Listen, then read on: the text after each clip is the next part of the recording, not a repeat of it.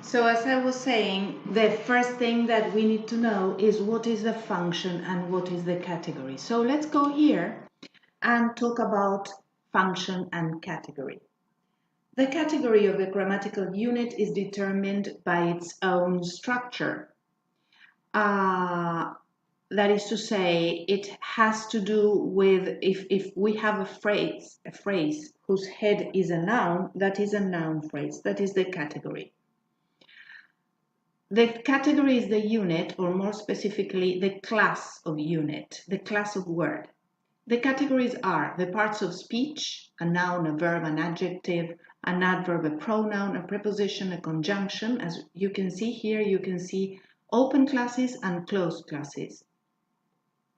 Classes of clauses, main clause, subordinate clause, relative, adverbial, and the classes of morphemes, free and bound morphemes.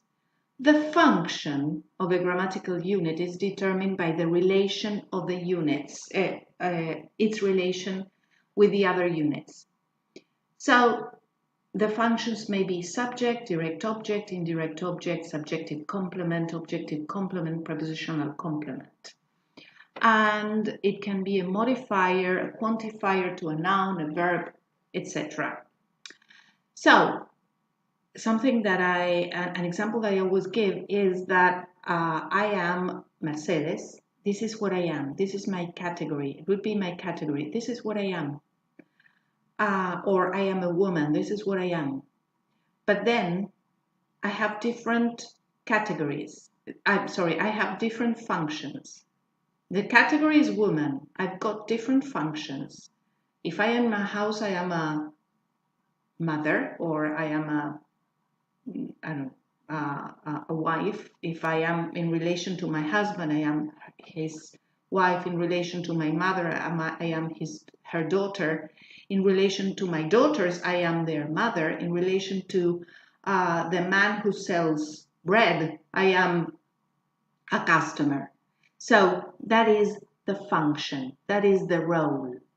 That is the same as saying that the subject is a subject when it is in a sentence, but in isolation, it is a noun phrase.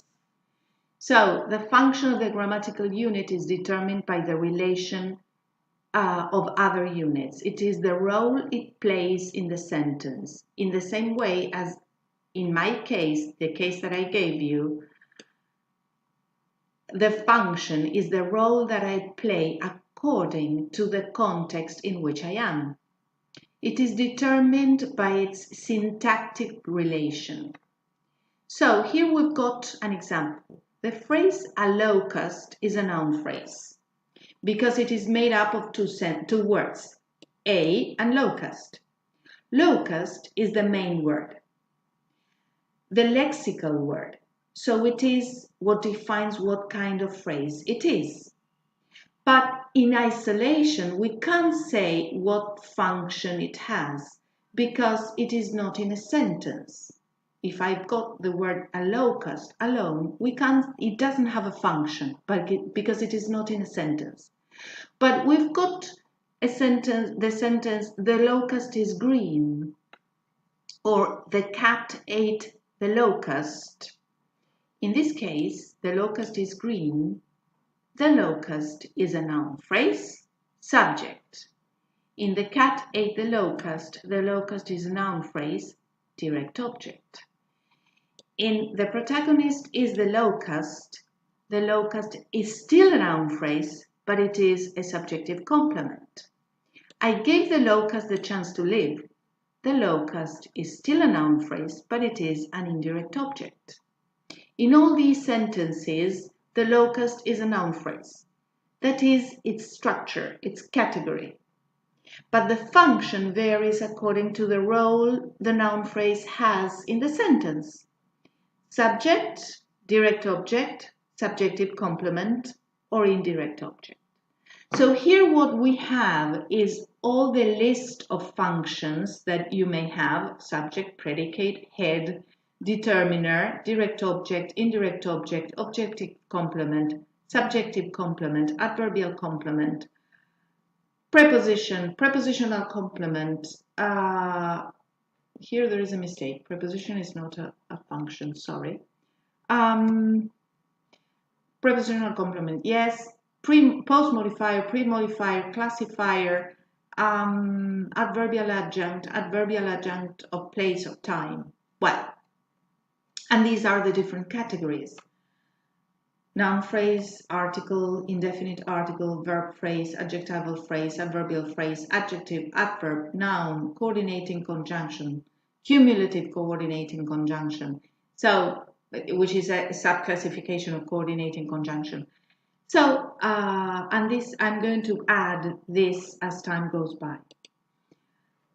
Let's go back to syntactic analysis then. What am I showing here? I am showing the subject, that is the role, the function, and noun phrase, that is the category, what it is. All right? So we call it, by extension, we call it noun phrase. Even though this is just a noun, it is a proper noun, it is just a noun. Predicate is the function, verb phrase is the category. The phone that you gave me last year has stopped working. What we have here is the subject, the phone that you gave me last year, and has stopped working is the predicate. We can see that it is what precedes the verb, has stopped, is the subject, and the subject may be replaced by a pronoun. Something has stopped working. Something is an indefinite pronoun. Working in these conditions is a pleasure. Again, we've got a subject. It is a gerundial phrase. What we have there is a pleasure. And what he said is right. Again, we've got a subject, noun phrase. And what we have is a noun clause as the subject in that sentence. And what we have here is a compound sentence. Remember that we saw that simple sentences have one finite verb, but compound sentences have two finite verbs. But in this case, there is a elision of the second verb. There is only the auxiliary. But anyway, we've got two main clauses, two also called matrix clauses, linked by a coordinating conjunction. In this case, it is called cumulative coordinating conjunction. If we look at coordinate classification of conjunctions here, we've got conjunctions may be coordinating and subordinating. Conjunctions are words that link, words that join. And so now we are going to look only at coordinating conjunctions and the classification of coordinating conjunctions. We've got cumulative coordinating conjunctions. The typical example is and the meaning that they convey is addition. Alternative coordinating conjunctions, the meaning that they convey is choice, and the typical example is or. Adversative coordinating conjunctions, the meaning they convey is contrast, and the example given is but. And illative coordinating conjunctions, the meaning that they convey is inference, and the example given is therefore. The last classification is arguable, but the first three we are going to be using all the time. So let's go back to these sentences. We have seen simple sentences and compound sentences, and we have seen here the subject and the predicate. Let's go back to the subject. As we said before, now you can understand it better. The subject is a function. It is defined as the noun phrase. That is to say, it is always the category.